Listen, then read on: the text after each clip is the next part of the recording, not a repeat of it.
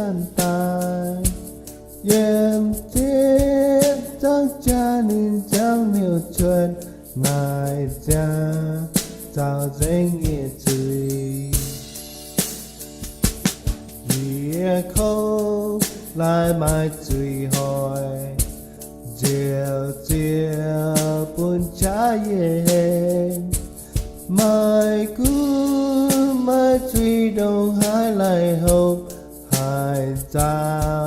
tu chính danh tài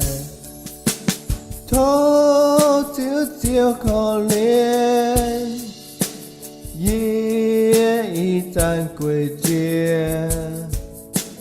Yên tăng cha ni sinh đam tạo yê Bên chính danh miền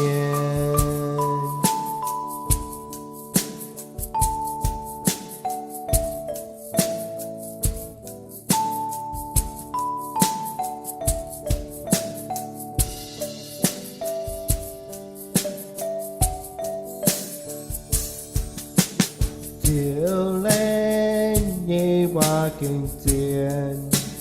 buồn xuân nhiều ước tây nhiên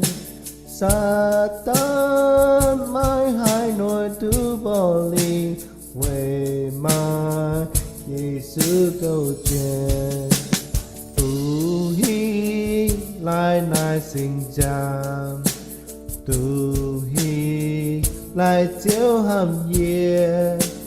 tu hi lại Giêsu nhé chiếu ê mai hàn ma mai chân nhẹ lệ